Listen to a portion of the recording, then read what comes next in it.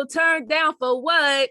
What day it is? It's Friday. Thank goodness it's Friday. Welcome to the shoot around with myself, Britne Jones, alongside Jason Collins and Kevin Walker, right here on Never Had It So Good Sports Radio. What's going on, Jay and K Walk? All is well. All is well. Yeah, everything's good. A lot of fun stuff to talk about tonight, so it should be a good show. Absolutely, absolutely, especially after last night. And I got some gloating to do, but I will wait to do that later because we got some other topics to get to it before we get to that finals game because we haven't seen each other in a week. So it's a lot that's been going on since we last seen each other, guys. But you guys ready to talk about some basketball tonight? Let's do it. Let's do it. Yes, though. Let's get it on. Let's go. All right. Sorry, K-Walk. And I know this is your team, but we got to talk about this. We didn't get the chance to talk about it on this show. We got to go back to this past Sunday in the Eastern Conference Finals, Game 7. The Boston Celtics beat the Miami Heat to become the Eastern Conference champions, and Jason Tatum won the first ever Finals Eastern Conference MVP, which I think is the Larry Brown Trophy Award. I'm still wondering if I even like the name of the trophy, but it's okay. Maybe they should have said Larry Legend Trophy. That probably would have sounded a lot better. But I really got to talk about your thoughts on the game, but in particular, because it's been a huge topic since the game, the Jimmy, what is his name? The Jimmy Butler shot, the 3-point shot. Got to know your thoughts about this. Jay, I'm going to start with you on this one. Yeah, look, I said before that I didn't love the shot, but it's also not a shot that I would kill Jimmy Butler for. I don't think it was a terrible shot. I just would have preferred if he tried to drive the ball to the basket. If you go back and look at it, it's just Al Horford in the lane. And other than that, it's really wide open. So for me, I thought Butler had a better chance at trying to take the ball to the rim, try to get a layup, maybe get fouled. Best case scenario, he gets 3 the hard way. For me, that would have been a better choice. Again, I don't think pulling up for the 3 was a terrible decision. I just felt like it wasn't his best option. So again, I'm not going to kill him for it. I just didn't love it because look, Miami was down 13, I think, with 3 minutes to go, and they fought all the way back. So at home, to me, the rule is always try to extend the game. So play for the tie, take the thing into overtime and see what happens. Because Boston was tight. Miami had them up against the ropes. So you never know what's going to happen if you go in overtime. But if you miss that shot, game's pretty much over. So I didn't love it. I'm not going to kill him for it, but I would have preferred that he drove the ball to the basket. Yeah. So before I give my thoughts, K-Walk, because I know this is your guy. Well, it's all of our guy, honestly, but it's really your team. So I really want to know what your thoughts were on this shot as well. And the game overall. How did you feel as a fan? Yeah, as far as the shot goes, Britt and Jay, I thought, like I said it on Wednesday night, as far as, on my show at Sports Talk K-Walk with E. Scott, that I loved the shot. I mean, even before he took the shot, when he got that rebound and he was able to get on a break, and I think it was like 1-on-3, 1-on-4, whatever the case may be. Al Horford was the closest guy to him. I thought that the way that Al Horford was playing and the way the refs were calling the game, I thought that was the best shot. I told him, I said it out loud before he did it. I said, pull up. And he did. And I love the shot. I have no problem with the shot. I lived in the moment with that shot. I said, take that shot in the moment. I'm not going to second guess. The only thing I don't like about it was the result. But I do like the choice there. I mean, obviously, if you look at it in hindsight, he probably should have went there. He probably to the basket, and it was a better, higher percentage shot. We all know that. But I just love his aggressiveness and the way he was been playing. He was playing in the last 2 games, Game 6, Game 7. He was feeling himself. He was really feeling comfortable. He's feeling confident. No, he's not a 3-point shooter. I get all that. He's not it, but he can hit those when he decides to take those shots. Sometimes he takes those out of desperation, or the shot clock is winding down and he has to take those shots. I have no problem with the shot. The selection, like I said, in the moment, I was right there with him. As far as the game goes, it was a heck of a fight by Miami, give the hats off to Boston. They came out, they were willing. We just didn't know what type of series that we were going to get. We couldn't, each game we said, okay, well, Boston's going to win this game. And when Miami wins, Miami's going to win the next game. It was just that type of series. But I thought that the Heat started off too late. And they put themselves in a position, they fought back, but I thought it was too little too late for them. But hats off to Boston, well deserved. And then I know we're going to get into the game one of the finals, but nonetheless, the Heat right now I think they're one player away, one star away from getting over that hump, in my opinion. Yeah. So just going back to the Jimmy shot, I wasn't mad at the shot. He has the green light. Jimmy, to me, is by far the best player on that team. Just all around best player. Even I forget, how is he, 33, 34 years old? You could tell he puts in the work to get it done. I just think in that moment, you are at home. The momentum has completely shifted towards the Miami Heat when he took that shot. And just having that high basketball IQ, you have to understand, okay, my strength versus my weaknesses, right? Jimmy, we all know Jimmy's strength versus his weaknesses. He even knows that. And he understands that, okay, I'm going against Al Horford. I can take Al Horford because I know how to position my body to ensure that Al Horford doesn't get the block. Either I'm a score or he's going to foul me, or I'm going to get an and one.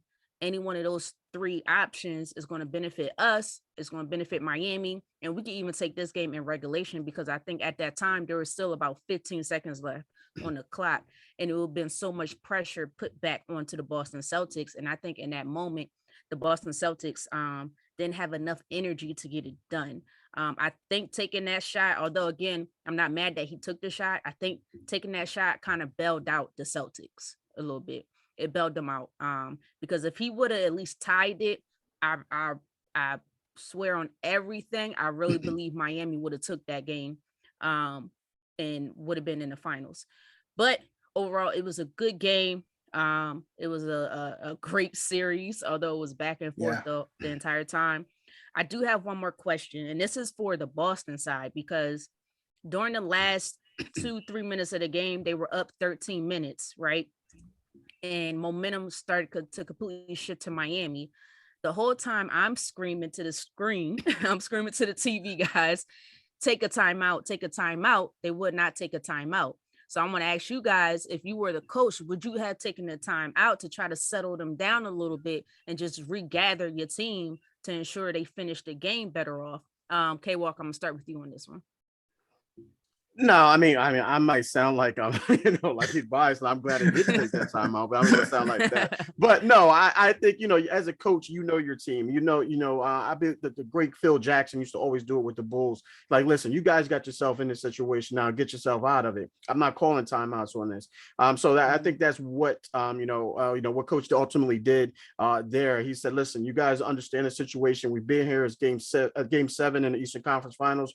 If you don't know how to get through this right now, then you don't deserve to win. So I think he didn't take that time out because he knows his team, and he knows that they're professionals. He knows that they're they're mature, they're vets on that team, and he knows that listen, he may have yelled something to him to keep the timeout, but to keep from taking that timeout.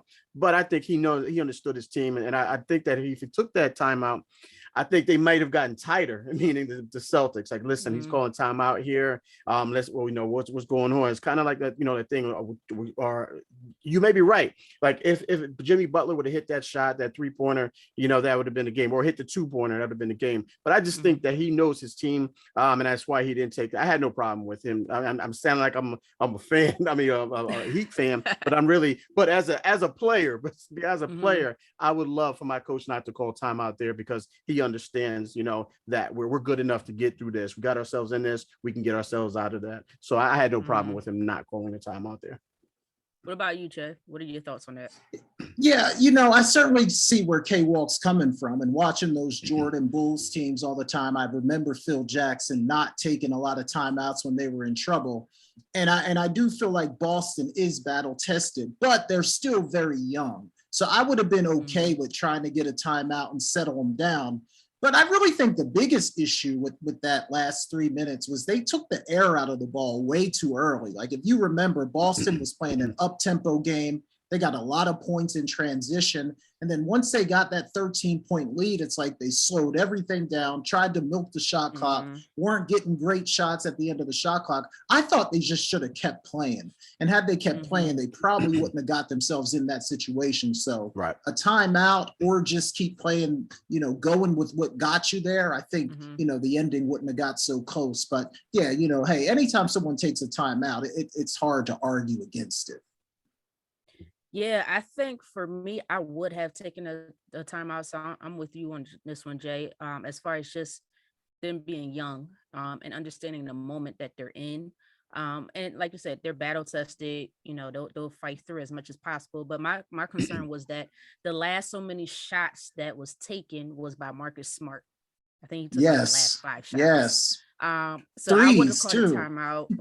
Exactly. So I would have called a timeout to make sure we get the ball in the right person's hands at certain times of the game. And I really thought that that would have changed things a little bit different. I mean, regardless, they won the game anyway. But let's say Miami did take the lead. Now you really going to take a timeout to make sure the ball is either in Jason Tatum's hands or Jaylen Brown's hand.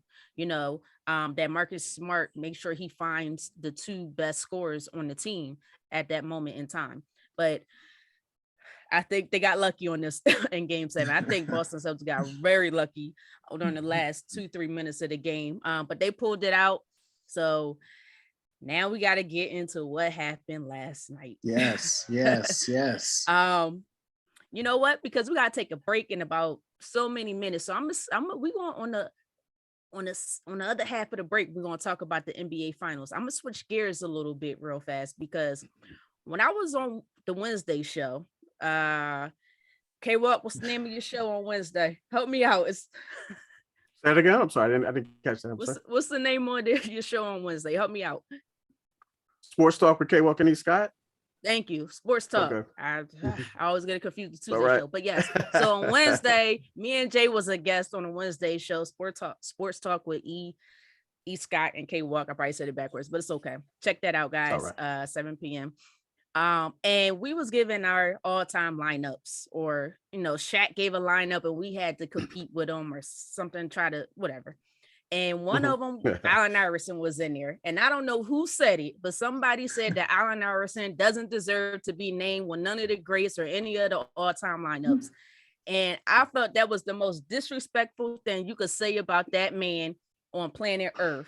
So right now, I want to have a conversation about Allen Iverson because y'all going to stop disrespecting that man. Now, granted, I know there's the age difference or whatnot, whatever it may be. Because if you're a little older, you tend to go with the Magic Johnsons and the Larry Birds and the whoever else, Oscar Robertsons, if you're even older. And if you're a little younger, you want to go with the Kyrie Irvings and the Steph Currys. We got to stop disrespecting Allen Iverson. So I want to know your thoughts on AI, why he was playing. Your true thoughts. Jay, go ahead. You take this one first. Okay, so first of all, I want to clear my name and K-Walk's name because that was Naj. That was Naj who said that about AI. But listen, I think if we're talking about all-time greats, right? If we're really going to say all-time greats, I don't know that I have Allen Iverson in that category. Like I would probably put him like right outside of it, like you got your tier 1. And I would probably have Iverson in tier 2 if we're talking all-time greats. Look, Iverson's a fantastic player. No one's going to dispute that. And what he did for Philly and everything that he brought to the NBA, just from a cultural standpoint, everything he did, fantastic. But if you're talking about all-time greats, then you're talking about the best of the absolute best. And for me, I don't have Iverson in that category. Look, I just finished watching, the Magic Johnson special. They called me Magic. And my respect for Magic, went up even more after watching that special, because sometimes you forget how good he really was. And to be honest, like, I don't think he's in a category with a guy like Magic Johnson. I just don't. So for me, he would have to be tier 2. He's not on that same par as the greatest guards, greatest point guards ever to play. Not for me. Shooting guard, but it's all good. K, what about you? Yeah, I mean that's where we got to level him. Is he a shooting guard? Is he a point guard? I think either way you put him, I don't think you put him in that top tier like Jay mentioned. I think you'll go through, if you want to put him in the 2 spot. You could put, obviously you're going to put MJ there. Then you could put Kobe there. You can argue, Steph. Where's Steph at? Is he a point guard? Is he a shooting guard? However he's labeled, and you could put him there as well. No disrespect. We're not disrespecting AI. We loved AI and everything that he brought to the game. But I just think when you talk about the all-time greatest basketball players, he's not going to be that guy that's going to be talked about immediately. There's going to be some other guys that go before him before you get to his name. Again, no disrespect to AI. AI was one of the greatest, but I just don't think that you're going to put him in that top tier, as Jay mentioned. So sorry, Britt. Sorry, Philly fans. Sorry, AI. But I wasn't the guy either that said that he's not one of the greatest. I do believe he's one of the greatest. I just don't think he's in that top tier. See, this is where we gotta compare here, okay? Because I think y'all forgot what AI did, but not only the league, but the team as well. Because a lot of the guys you mentioned, yes, they're all-time greats, they're excellent players, and I've never disrespected them. But they also had another star. Magic had Kareem, LeBron had D Wade, Chris Bosh, Kyrie, AD, Kobe had Shaq, MJ had Scotty. I could go on and on and on. AI carried a team of nobodies. He basically did what they say LeBron did with Cleveland when he apparently had no stars. He did that with that 2001 team and took them to the finals. And if you say he had Dikembe Mutombo was about 60 years old, walking on a wooden leg. Same thing with Chris Webber when he got Chris Webber. So the things that, and you have to also take into account his size, size. He was maybe 6 feet. They say he was 6 feet. There's a lot of questions in that. And the fact that he carried a team on his back and he came to play each and every day. And that's why they call him the pound for pound greatest and so forth. If he literally happened to have grown about 6 inches, he would most likely be the best player of all time, even more than MJ. But unfortunately, he was 6 inches shorter. So MJ got lucky on that one. MJ got lucky on that. Shay's making the same face I'm making. I'm not serious. Just look at the tape. Look at the things that he did, and people forget because they always say, "Oh, nah, he don't play defense." Most guys who play high quality offense don't really want to play defense that much. But in the early years, he played a lot of defense, and that's why he got a lot of those steals champions. So don't knock. I would take him over a lot of the guards that y'all mentioned, including Steph. Call me crazy if you want to, because of his heart. He got more heart than anybody that's playing. I said a lot of guards today. I said today, including Steph. Now I ain't say MJ. Now you bugging. Because of his heart. So he gave it all out on his court. So just for clarification, Steph could shoot.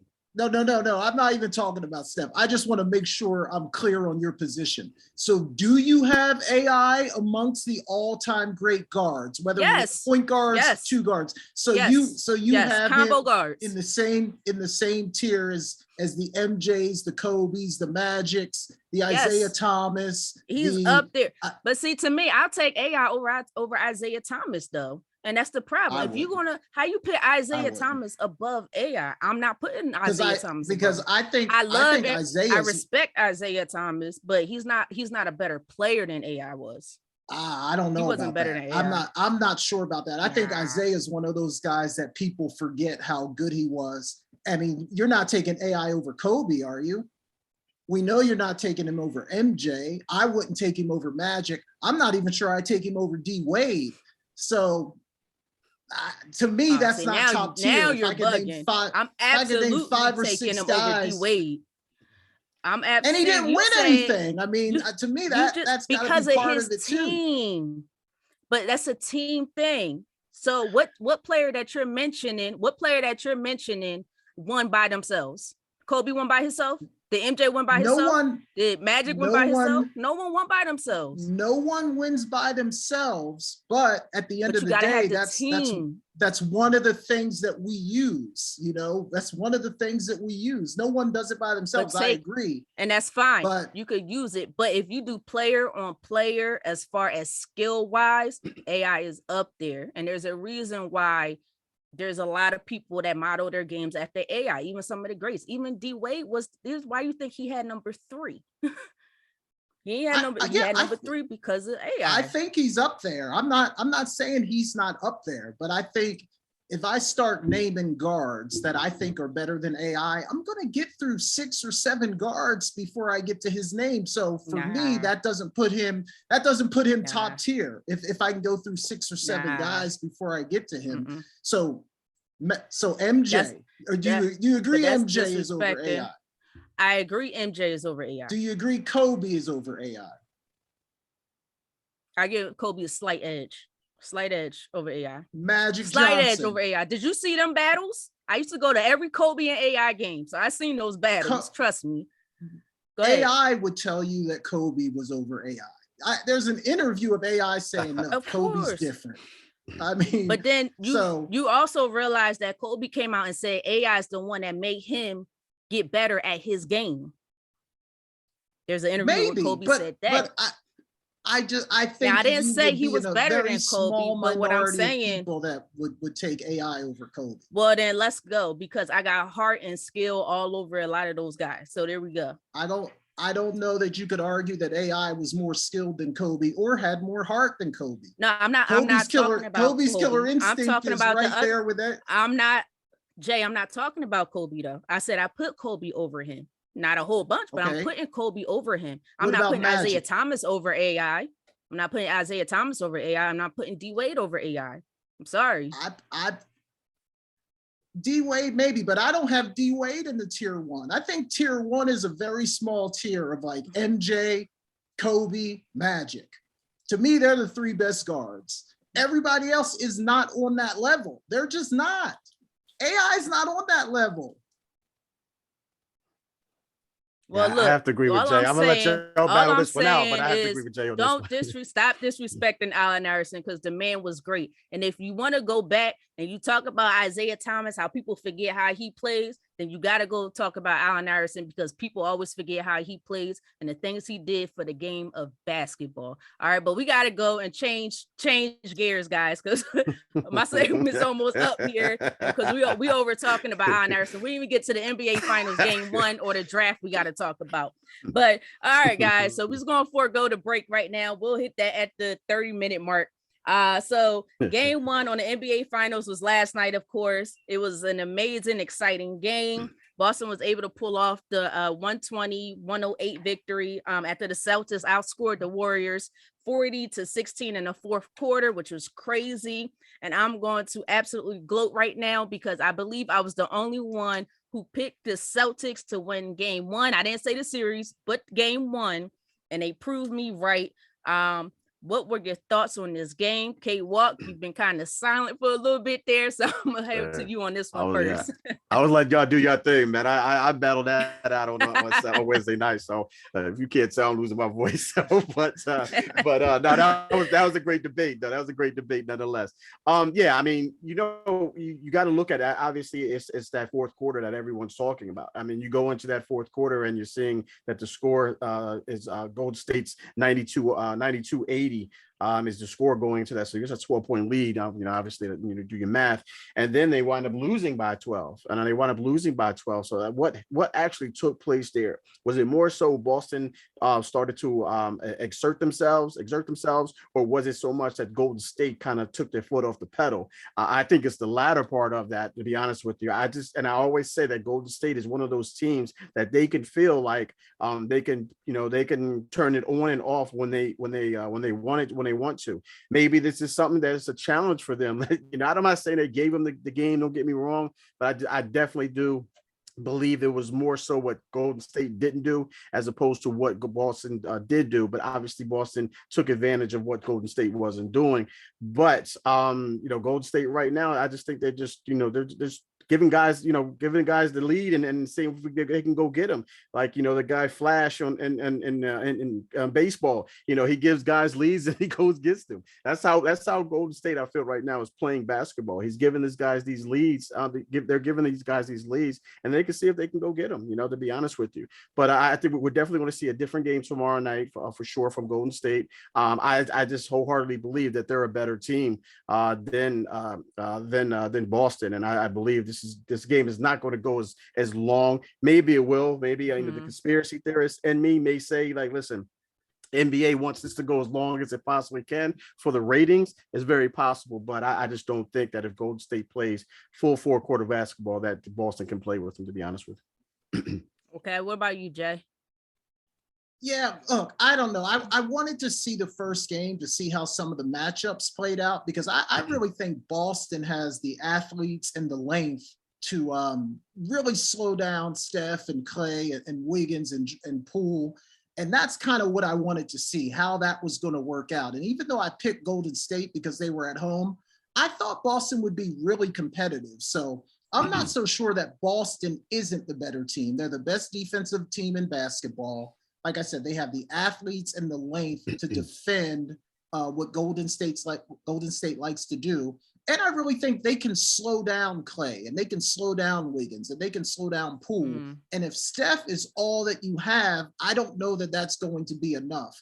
And Boston plays a great brand of team basketball. So even when Jason Tatum is having a night where he doesn't shoot the ball extremely well, he's got a bunch of other guys that step up. And their role players do exactly what role players do. They don't try to do too much. They're not taking bad shots. But when they're open, they can make threes. So I really like Boston. I think this is going to be a 6 or 7 game series. And I wouldn't be surprised at all if they come out on top, because sometimes it's just a matchup situation. And I don't know that Golden State matches up real well against Boston. Yeah, there's a reason why I went with Boston, guys. And before I get into what I gotta say, I got a confession to make. And please, my Sixers fans, don't kill me for saying this, but I've always loved my Sixers. They have always been number one, but my number 2 team has always been the Celtics. I've always liked the Celtics, and that's not, you can't say that out loud in Philly. I'm gonna tell you that. That's like some You just did. You just did. I know, but I'm in the safe zone right now. K-Walk, I'm in the safe zone right now. But it was really when KG and Ray Allen joined the Celtics that I started to like the Celtics. But Sixers always first for me. Sixers are always first. But as far as this game, stop shaking your head, K-Walk. But as far as this game, I wasn't really surprised. The biggest thing I said with the Celtics was consistency. If they had consistency, they are the team to beat, because they have everything you want in a team. They play great defense. They could score the ball on all 3 levels. They have 2 superstars, 4 stars in total. And then they have some crazy athletic big men to really help them. And then as far as their defense goes, just going back to their defenses, they play switch defense. So they switch a lot, which is good because they have that length and athleticism to make it tough for guys like Steph Curry and Klay Thompson to really get off those shots. Because once you switch, let's say Marcus Smart and Jaylen Brown's on Steph and Klay, they switch, you still got that length and Klay or Steph's face, to make their shots a lot tougher. So I'm not really surprised, and I'm going to continue to say this as long as they don't make mistakes, as far as turnovers, being lackadaisical with the basketball. I think they can win the series. To me, this is Boston series to win, unless they make mistakes, and we know the Warriors is experienced enough to capitalize off those mistakes, and that's they'll definitely do it. As much as I love Draymond, I felt like Draymond's not going to be able to score as much because of Robert Williams and Al Horford and how well they play such great defense. So we'll see. I think the Warriors will win game 2. They're going to come back, and I do believe they're going to win game 2. But again, like I said all along, it depends on Boston's consistency.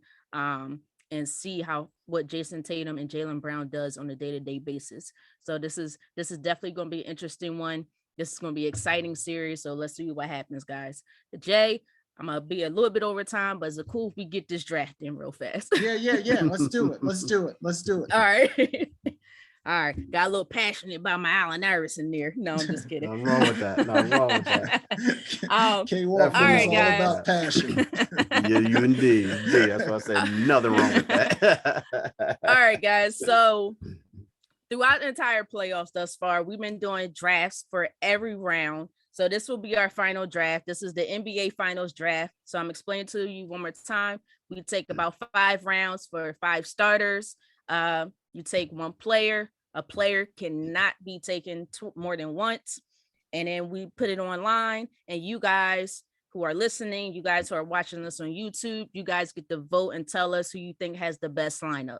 All right. So because you guys went first the last round, I'm going first this time. Okay. And I'm going to go. Now, this is hard because I don't know which way to go, but I'm going to take the guy that got beat by Tatum size yesterday, but I'm going to take Steph first. All right. All right. Can't go wrong with that. And then, Jay, I'm going to throw it to you. All right. I'm taking Tatum. I think he's the next best guy out there. So give me Tatum. All right. K-Walk.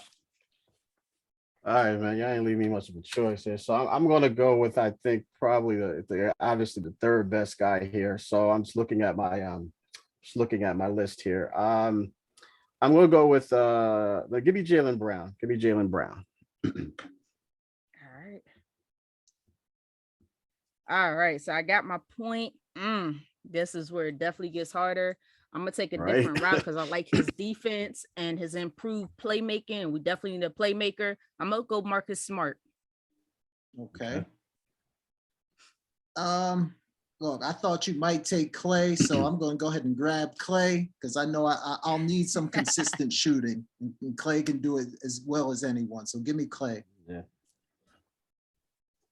Yeah, that was my next pick, Jay. Thanks. I'm gonna go with let me see here. I'm gonna let me grab a big man. Actually, you know what? There's not too many big men in there. Give me my man Andrew Wiggins. I'm gonna take Andrew Wiggins. I like his game. I like the way he's been playing. So give me the big wig. All right. Let's see. I'm gonna take a big. I just don't know which big to go with. I like Draymond, but he don't score enough for me. You know what? I'm gonna go with the old timer. He dropped 26 last night. I'm gonna go with Al Horford on this one. I like his defense and he could score. Put pressure that's on that good call. defense. That's a good call. Yeah. Al's been I was balling. hoping I got him 3rd round. All right. I guess I need a big man. I'm going to take Williams just for the defense. I know he's not going to give me a whole lot offensively, but man, he's a terror in the paint defensively. So give me Williams. Yes. All right. So since the other bigs are out, give me, I think the best remaining big. Give me he's so inconsistent sometimes, man. But I need a big. So I'm gonna go with let me see who I got here. Tatum. I got Jaylen Brown, Andrew Wiggins. I got 2 guys here. Give me dang it. Give me Draymond. I'll take Draymond. Give me Draymond Green. Draymond. All right. Oh man, I thought you guys was gonna take my guy. You guys didn't take him. Nice. If it's the guy, right. I had a toss up. If it's the other guy, go ahead. It's probably not, but this guy has been really showing up and showing out. So I gotta go with Derek White. I need a 3. Okay. Derek White. He's just a surprise, the X factor. He was definitely my next pick.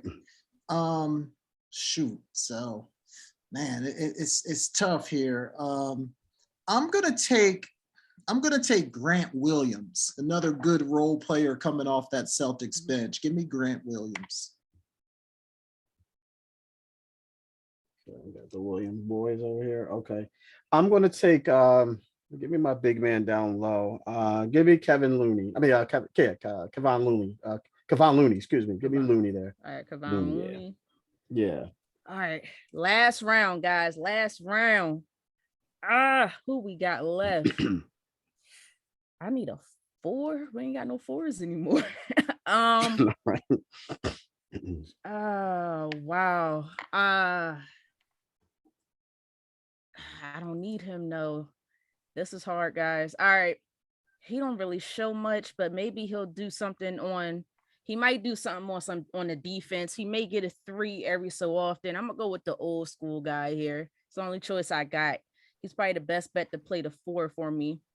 I gotta go with the old timer. I gotta go with Andre. I gotta go with Andre Iguodala.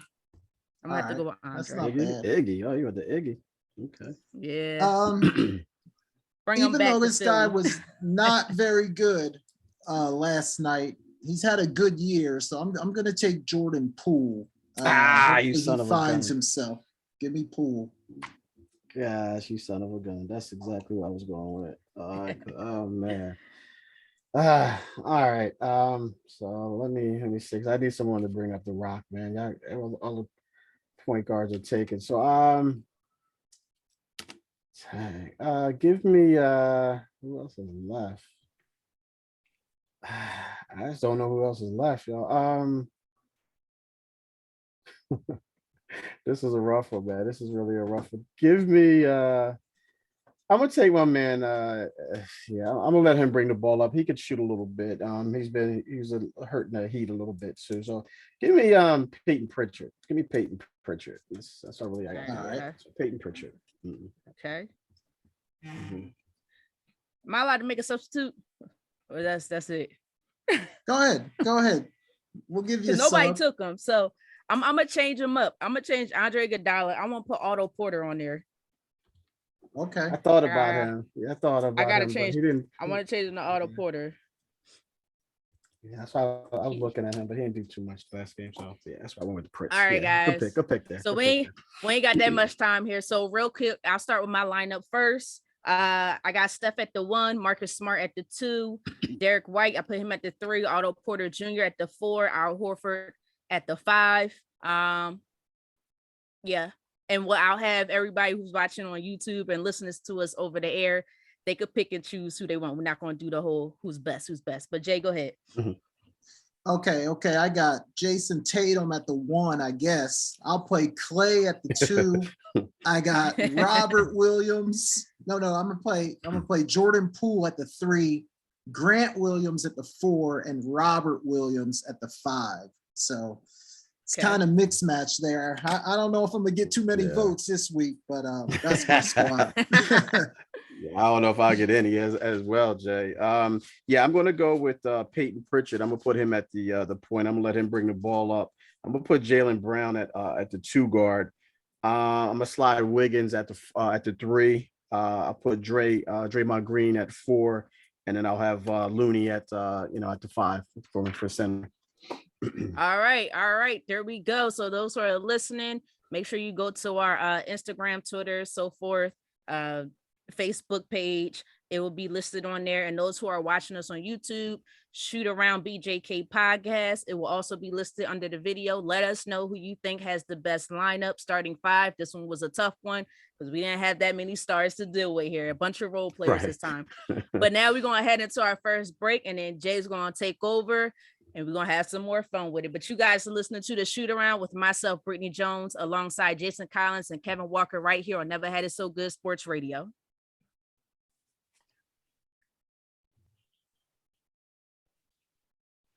Welcome back. You're listening to the Shoot Around with Britne Jones, Kevin Walker, and Jason Collins right here on Never Had It So Good Sports Radio. And if you're watching on YouTube at the Shoot Around BJK, please like the video, guys. Subscribe to our channel. We're trying to get this thing up and running, so any support is greatly appreciated. All right, guys, let's keep this thing rolling. I want to do a round of Take Your Pick this week, and we'll do the NBA Finals edition. So I'm going to give you 2 guys, and it's real simple. You just take your pick. Which guy would you rather have? So let's just jump right into it, and let's start with what I think are the 2 best on each team. We got Jason Tatum versus Steph Curry. Britt, I'll start with you. Who you got? Take your pick. Tatum versus Curry. This one is hard. Taking Allen Iverson. No, I'm just playing, y'all. I'm just kidding. I'm just kidding. But this one is, oh man, this one is hard. But you know what? I gotta go with, I guess he's considered the old head in the group. Although, you know, Tatum's size caused some fits for him, but his shooting is the best you ever seen in the history of NBA. I gotta go with Steph Curry. Gotta go with Steph. Yeah. Look, I kind of want to pick Tatum, I really do, but I just feel like that'd be a little bit crazy. So I'm gonna go with you here. I'm gonna go with Steph. K-Walk, you making it unanimous? Yes, I am indeed. I'm going with Wardell Curry there. Yes, I mean, nothing to take away from Tatum. Great performer, great competitor, man, on both ends of the court. But Steph is just that guy for me. So yeah, definitely unanimous. Yeah, absolutely. All right, let's go to the next one. We got Jaylen Brown against Klay Thompson. K-Walk, I'll let you go first this time. Who you got? Yeah, after last night's game, man, I'm going to take Jaylen Brown. This may change week for week if we do that, but I'm going to take Jaylen Brown over Klay for sure, man. I mean, he was just a different type of dude last night. So Jaylen for me tonight. Yeah, you know what, K-Walk? I'm with you on this one as well. I'm taking Jaylen Brown. Look, Klay is a great story. I mean, the Achilles, the ACL, he's back, he's playing great. But the one thing that's missing is that lateral quickness. And you saw it last night because he could not guard Jaylen Brown off the dribble. So give me Jaylen Brown. Britt, is it unanimous or you going the other way? You know, as much as I want to go with Klay, if this was Klay prior to his injury, I'm absolutely going with Klay. But you mentioned it, Jay, his lateral quickness is not there right now. So right now I got to go with Brown. Got to take Jaylen Brown. All right, good. So, all right, we're on the same page here. We weren't on that AI conversation, but we're in harmony right now, guys. All right, all love. So it's okay. All right, we got Grant Williams against Draymond Green. Look, Draymond talks more than anybody, but man, if he's going to shoot the ball like he did last night, he might need to keep quiet a little bit. But Britt, I'll start with you here. Who you got? Grant Williams or Draymond Green? Wait, hold on. Williams. I got the wrong. No, not Grant Williams. My bad. Robert Williams. Robert Williams. Oh, Robert. Okay, Robert. Okay. This one is tough too, but as much as I love Robert Williams because his defense and athleticism is crazy, and I know Draymond struggled, but he never really scores anyway. He's more the playmaker to set other players up. I'm gonna go with Draymond on this one. Got to go with Draymond. Okay. K-Walk, who you got? Yeah, I'm agree with Britt here on this one. I like Draymond. I just think that he brings a different type of element. He brings, you know, he could bring the ball up. You know, he could be a facilitator at times. We know his defense. You know, he's an agitator on that end of at the end of the court. Robert Williams is a rim protector. You know, he goes up and gets those balls when the alley oops and things of that nature. But I think Draymond is just a lot more talented than him, and he can bring more to the table than Robert Williams. So I'm going to go with Draymond Green as well. Yeah, I'll make it unanimous. I just think Draymond does more for the team, right? I mean, what he does on the court and then from a leadership standpoint as well. I think he probably means more to Golden State than Williams does to Boston. So I'll go Draymond as well. All right, how about K-Walk, you call him old Al Horford. I like to call him easy Al Horford, man, because he's been making it look easy. So Al Horford against Kevon Looney. K-Walk, who you got? Man, wow. I like Looney, man, but you know, Orford, I call him Oldford. You know, but yeah, he's just been pouring, man. He found the fountain of youth, man, and he had a great performance last night. 26, I think it was, whatever he had last night. But in a huge first game in the NBA Finals, I'm definitely taking Al Horford over Looney for sure. Yeah, I'm definitely taking Al as well. 6 3-pointers last night, 26 points. He was phenomenal. So yeah, I'm taking Al. Britt, who you got? This is easy. You know, I compare him to Nick Foles in the NFL because they can only play with one team. Nick Foles can only play well with the Eagles. I hope Al Horford is only playing well with the Celtics, and he has been showing up. I got to go with the old timer, Al Horford. All right, one more, last one. Let's go to the coaches. Look, we got Steve Kerr, the multiple-time champion, against, is it Ime Udoka? I hope I'm saying his name right. New coach, first year, right? But he's got his team in the finals. So Kerr versus Udoka. Britt, who you got? This one was tough. I'm still not sure if I really know this answer because Kerr's a great coach. He has the championships. Udoka is not there yet. But I think I'm gonna go with Udoka. I just like his coaching strategies and just how he deals with his players and things like that. He's a smooth coach. And Nina Long, good job, Nina. Good job, Nina Long. Good job. From a female's perspective. Good job, Nina Long. All right, K-Walk. Sorry, guys. K-Walk, I'm still a female on this show. Yeah, I'm taking because Nia Long went with him. He stole Nia Long from me, man. Then she's supposed to be with me, man. But that's the story for another day. Coach Hughes is a really good basketball coach, man. Nothing to take on, just kidding. Very, very good coach. We mentioned about the timeout. We asked about that. Should we have taken it? Should he have not? I said that I thought he had confidence in his guys. But with all that being said, I'm still going to go with the guy on the other side. I'm going to go with Steve Kerr. I just think, we talked about this team. They're battle tested. Steve Kerr is a champion, even while he was playing. So he knows what buttons to press. He knows what plays to call. Excuse me. So I think I'm going to give the slight edge, not by much, but I'm going to give the slight edge to Steve Kerr. Yeah, look, there's no doubt Kerr is a great coach, and in his first year, Udoka. I mean, he looks fantastic as well. I know this is wrong to do, but sometimes I hold it against coaches when they have a bunch of great players. Like, I'm not so sure that there aren't a lot of people that could have stood on that Warriors sideline when it was Steph and Clay and KD and Draymond. So I know Kerr did a great job, but I think there were a lot of people that probably could have won those championships. So I think I'm going with Udoka on this one, man. In his first year, going through that gauntlet in the East that he took them through, and the culture, the toughness, everything that he's built in Boston, I think this guy's really good. I think he's going to win multiple championships before it's all said and done. So I think I'm going to go with Udoka. No shade to Kerr. He's obviously a really, really good coach, but I'm just going to go the other way on this one. All right, guys, this should be a fun segment. Let's kind of switch gears here. Because on other shows, like, we've built our all-time best five. We've done it a few different ways. But this time I want to do it by the decade. All right, so we're going to pick one player from the 70s, 80s, 90s, 2000s, and then from 2010 to 2020. Can be any position. You move them around any way you want, but you got to come up with a starting five, one player from each decade. All right, Britt, I'll let you go first here. See what you came up with. You were nowhere around in the 70s or probably even the 80s, Britt. I don't know exactly how old you are. So some of these guys are 90s. Just going to be names to you. But what you got, Britt? Give us your starting five from all five of these decades. So this one was hard. Allen Iverson. No, I'm just kidding. Let me start with Allen Iverson. I'm done. All right, I'm done. That was the last one. All right. So this one was hard for me, guys, because it's just too many great players. But from the 70s, what he did with the Bucks, he was by himself. This was before he went with the Lakers.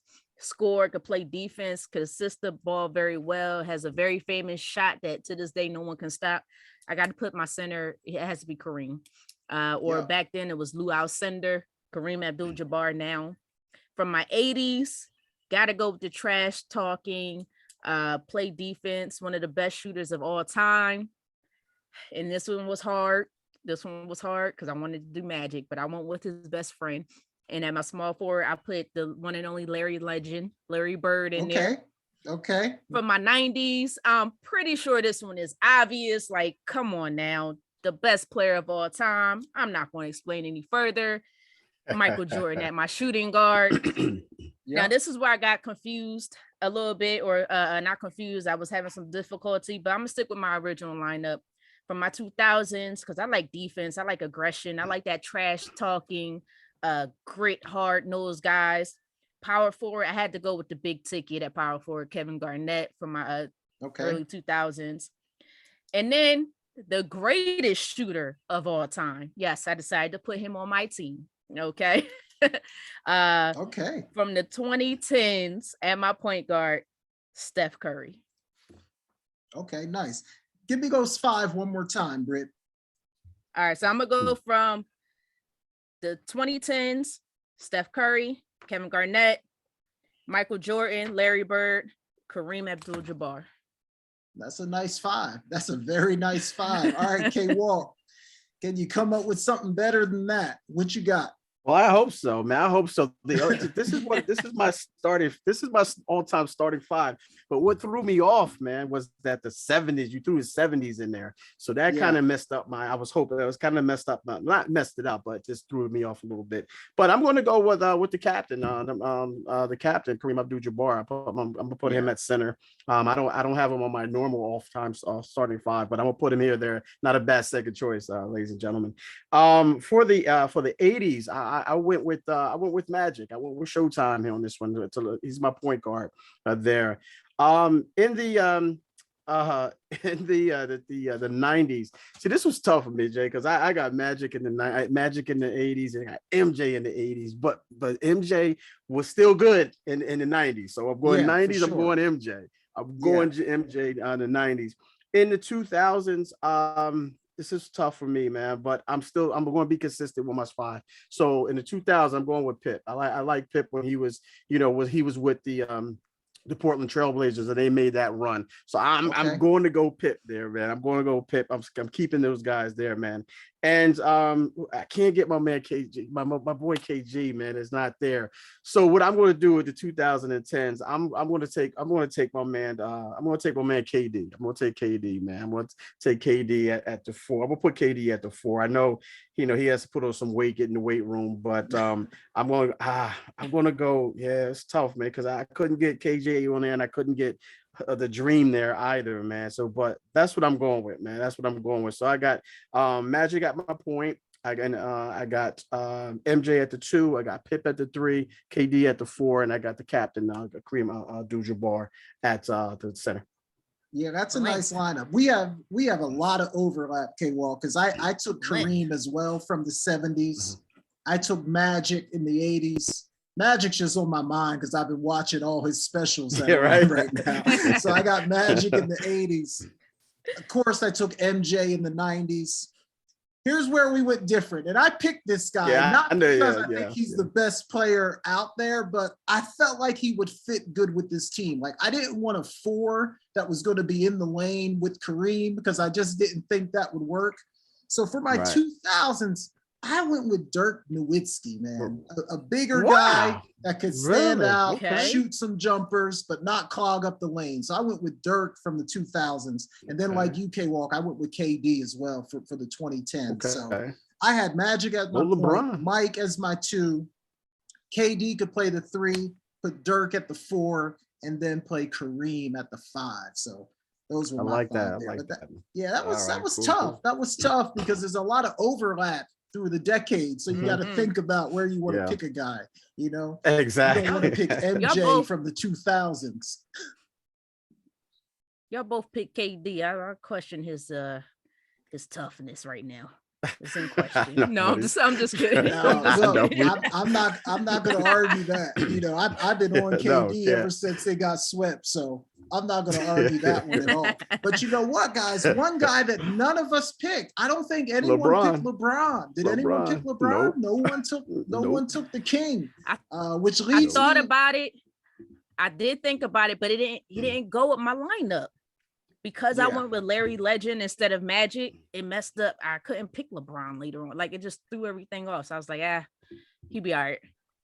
He'll be off the bench. First man off the bench. Which kind of leads me into what I want to talk about next, because some news came out about LeBron this week. He hit that billionaire status, first active player to ever hit that mark. And I just want real quick, because we don't have a ton of time here, but just a little bit about LeBron's legacy, like 10 years from now, 15 years from now, 20 years from now, when people talk about LeBron James, what's his legacy going to be? What are some of the things that people are going to say about him once he's all done playing 15, 20, 30 years from now? What do you think his legacy will be, Britt? Well, if you talk to the kids, he might be the greatest to ever do it, to be honest with you. If you talk Yeah. to the kids, because they're not going to really be familiar with Michael Jordan and things of that nature. But for me, it's not necessarily what he did on the court, is what he does off the court. You know, his charter school and where he grew up at, you know, the things he does for kids, providing scholarships to the local university out there. You know, his branding, just his message, the way he carries himself with him and his family. You know, you never hear anything bad about him. If there is something going on, they keep it private. They keep that in-house. If it is, there's something going on. But he's a great, just overall human being that's willing to give back and give his all in any and everything that he does. And as far as on the court, just his overall game, you know, the fact how much he really took care of his body. I think they say he invests like $1 million a year or something to really take care of his body. The type of teammate he was. I just think, to be honest, like, you know, we may give him some crap a little bit on his show because of certain things that we've seen, and we may pick, but overall he's a great player, and he's just an overall great human being, and he would be someone that you want your kids to look up to. So he's definitely a positive light in a crazy world sometimes. So, and that's what we need. So very deserving, very deserving. Yeah, no, 100%. I agree with that 100%. I think, like, when you look at where LeBron came from, you know, especially in a world sometimes, a young African American, where you feel like everything is stacked against you, you know, and to come from where he came from to get to where he is now without having any public missteps. You know, you don't see this guy in trouble. You don't see him on the news for the wrong reasons. And really, too, when you think about it, I mean, the hype around LeBron when he was coming out of high school, the expectations around what he was supposed to be, almost all the time, people never live up to that. But I mean, he not only lived up to it, but in a lot of ways exceeded that. So, you know, having talent is one thing, but then really reaching your potential, that's something completely different. So like you said, we take shots at LeBron sometimes. He's certainly not my favorite player, but when you just kind of step back and look at it, what he's done is truly phenomenal. Okay, Walt, what you got? Absolutely. Yeah, man. I mean, you guys hit it on the head. It's hard to follow that, to be honest with you. But I do have to say congratulations to the brother. If anyone knows that I'm the biggest LeBron, I don't want to call a hater. I mean, I don't want to do that, but I'm not a fan. Put it that way. I'm the biggest LeBron non-fan that there is out there. But when I heard that and I saw that and I actually put it out, I said, you know what, this is great stuff. Regardless of how I feel about, you know, any person, you can't knock the person from doing what they do and succeed the way he's succeeding. I mean, just all of the different production companies. I mean, the different shows you see him watching. I mean, that you see on, and I watch a lot of them. But yeah, just hats off to the brother. And as far as his legacy goes, Jay, I mean, right now he was still in the talk of being the greatest of all time. I mean, there's certain people that believe that he is the greatest of all time. So yeah, I think this legacy is right there, and I just think that, you know, him hitting this particular plateau is just going to elevate the conversation, and they're going to talk about. Britt kind of alluded to it. It's not necessarily what he does on the court and what he does off the court. It's probably going to is going to convince a lot of people that he is the greatest of all time, as opposed to Michael Jordan. And like you said, Jay, he's the first active player to actually do that. We know Kobe was a billionaire after he retired. MJ, of course, after he retired. But to be an active basketball player and still be at the level that he is and still be able to do what he does off the court from a business standpoint, just hats off to the brother. Nothing but hats off to the brother. And I'm not just saying that because we share the same birthday. I'm not just saying that, but you know, maybe. But no, I'm just kidding. But just throw a little joke in there. But yeah, but hats off to the brother for sure, man. Just a great accomplishment for sure. Yeah, no doubt. And I think what you guys said is right. I think there will come a day, whether it's 15, 20, 30 years from now, where people are probably going to view LeBron as the greatest player of all time. Just like in the past, you know, whether it was Wilt or Kareem or whoever, as the generation changes, that player sometimes changes with it. So it's going to be interesting 20, 30 years from now to hear the conversations about who was the greatest of all time, because it very well could be LeBron James in a lot of people's eyes. But all right, guys, good stuff. I always like to end with something fun. So let's see how we do with this one this week. One of the things that bothers me sometimes is when I see people on social media or making comments like, oh, this guy's terrible, oh, that guy's terrible. I'm thinking, like you couldn't score a point against that guy if you played him in one-on-one. Like you're sitting on your couch and you couldn't sniff the NBA, but you're sitting here calling these guys terrible. I just think people don't realize how good NBA players and WNBA players actually really are. So here's what I want to do tonight, guys.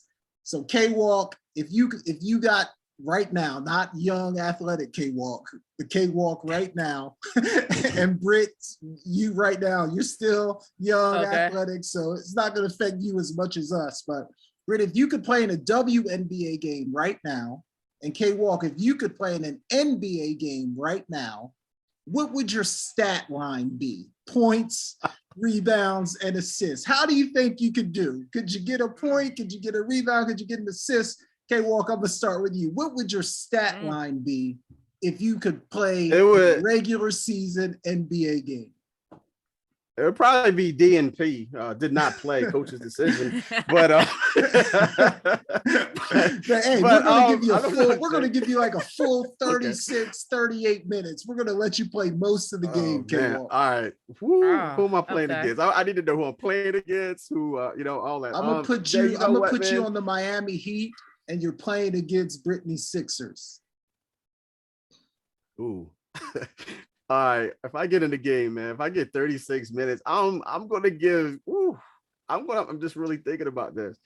I'd probably give you 5, 6. I'm gonna say 6. I think I'm good for 2 3-pointers. I ain't gonna get fouled. No one needs to come close to me to foul me. So I'm not gonna test that.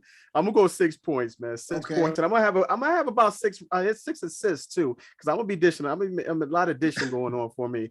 And I'm gonna grab 1 rebound. I'm just gonna tell everybody clear, I got this. Just to go, I can pat my stats. So I'm gonna go 6 points, 6 assists, and one rebound.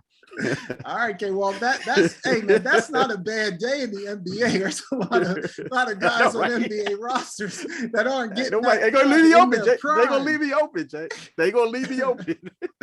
All right, K-Walk's got some lofty goals. Go ahead, Britt. Man, now we seen K-Walk's jumper. You know, he be posting his jumper. I give you a bucket, K-Walk. No, I'm just kidding. I ain't mad at you. I'm shooting 2 threes. I'm hitting 2 threes, and I'm calling it a game. Go ahead, Britt. I'm sorry. All right, so Britt, for me, what's your stat line in the WNBA? Oh, they're going. Oh man, I'm a. See, I think I can still get some defense. I'm definitely getting some couple steals. If I get wide open in the mid range, I think I'm good. If I come off the screen, so I'm gonna go about 5 points. 5 points. I'm gonna get like 3 steals, 36 minutes, maybe 2 rebounds. And then I'm gonna go ice my knees after I'm done and probably never want to play again because that's it. I'm icing everything else. That's it. I'm gonna put in retirement right then and there. So I'm gonna put retirement right then and there because I'm gonna be mad if Skylar Diggins or someone crosses me over and makes me and causes me on skates. And so retirement time. Yeah. Okay. Hey, that's a nice little stat line. That's a nice little stat line. I don't know, man. I don't feel as confident as you guys. I feel like I could get a bucket, just something, a ball comes off, it ends up in your hands, you get one up and it goes in. So I feel like I could get a bucket. So I'm gonna take 2 points. I feel like you get lucky, a rebound might fall into your hand. So I'll give myself 1 rebound and I'll take 4 assists, K-Walk. I'll take 4 assists. So give me 2 points, 1 rebound, and 4 assists. That would be my stat line. But I don't know, man. We might get out there and we all might be in for a rude awakening once the bullets start. You ain't lying about that, bro. Once everything starts happening out there. So I'm gonna do. Wait. Wait, Jay, I'm gonna take it from Martin Lawrence and Martin when he went up against USA, the USA women's team, and fake an injury. Like, oh, that's what I'm saying. That's what I'm saying, right? Yep. Yeah, I probably wouldn't even have to fake an injury. I would hurt myself, no question. I would hurt myself, no question. No question. All right, guys, before we wrap this up, let's get into our Who's Ballin' segment. Every week we want to shout out somebody who's been playing great ball, whether it's an individual or a team. All right, Britne, I'm gonna start with you. Who's ballin'? You know what?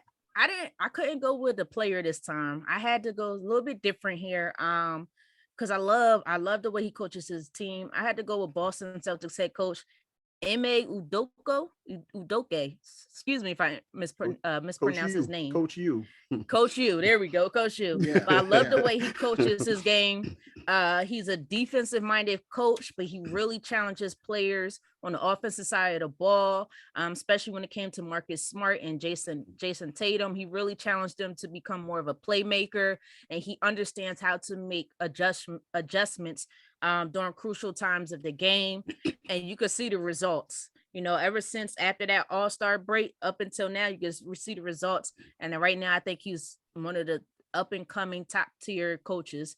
By the time he retires, which will be years from now. So, Ime Udoke, Coach U, has been balling. Yeah, that's a great call. I'm going to stay with the Celtics, but I'm going to go with my guy, Al Horford. I mean, this guy, he was great in some of the other series, and he showed up last night in a big, big way with 26 points. I think he's 36 years old, and he's making it look easy. So I'm going to go with Al Horford because lately he's been absolutely balling. K-Walk, who you got? Yeah, he's still one of my guys, man. I had him on my list, but he was that's why I went second. Pick, but I know. I figured as much.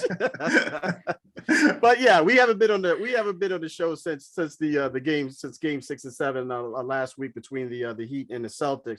So I just want to give just an honorable mention real quick to Jimmy Butler for what he did and what he was able to do in game 6 and game 7, even though they came up short in game 7. But Jimmy Butler was absolutely balling when they needed him to ball and bring them to game 7 when everybody just wrote them off. But for the last night's game, I'm gonna go with my man Jaylen Brown. Jaylen Brown, he took advantage of a I don't want to call him a hurt, but just not 100% Klay Thompson. He knew exactly who he was going against, and he took full advantage of that, put up 24. So my man last night, Jaylen Brown, was balling. Yeah, absolutely. That's a great call. Great call. All right, Britt, the weekend's here. We don't have another game until Sunday night. So what are you looking forward to this weekend? And let everybody know where they can find you on social media. So what I'm looking forward to, I'm going to try to catch some of these WNBA games because they're right in mid-season. Hopefully we get Britne Griner back soon. She needs to come back to the States. Hopefully she comes back safely. But you guys, and of course the NBA Finals game too, of course. But you guys can find me on IG, Twitter, TikTok at Britne Monique. Is right there on the screen, so I don't have to spell it out for you guys anymore. And then also Facebook is my name, Britne Jones. And then of course our YouTube channel, Shoot Around BJK podcast. Make sure you guys subscribe, like, comment, and then share for us. Absolutely. K-Walk, what you looking forward to this weekend, and let everybody know where to find you. Yeah, pretty much what Britne said. I'm right on board with that. Looking forward to game 2 Sunday night. They're going to stretch this thing out as long as they possibly can. Also, I'm looking forward to catching up with some WNBA. I pledge my allegiance to the Phoenix Mercury, so that's my team. I'm not going to flip flop. I'm going to stick with those guys. Skylar Diggins, Smith is balling. Diana Taurasi, I love her. She got kicked out the game. She got ejected the other night. So I love her passion. So I'm definitely following those ladies there for sure. As far as social media, on Twitter at Kevin Walker 142, at Instagram it's Kevin.Walker 142, and also I'm on TikTok, ladies and gentlemen. I follow it. I've registered, but I don't post anything. I haven't yet, but it's coming soon. Wait for it. But it's at Kevin Walker 72. So definitely check that out. It's coming soon, guys. Yeah, no, I'm looking forward to Sunday night, man. I can't wait to see what's going to happen in game 2 because not a lot of people were expecting Boston to win game 1. So game 2 is going to be huge. Like if Golden State doesn't win game 2, man, forget about it. So I can't wait for Sunday night. And you can find me on TikTok, Instagram, and Twitter at Jason Talk Sports. So check me out there, give me a follow, give me a like, give me a comment, all that good stuff. So guys, don't forget to check out our YouTube channel, The Shoot Around BJK. We appreciate your support. We thank you for listening to The Shoot Around, and we'll see you next Friday. So for Britne Jones and Kevin Walker, I am Jason Collins, and we'll see you next week.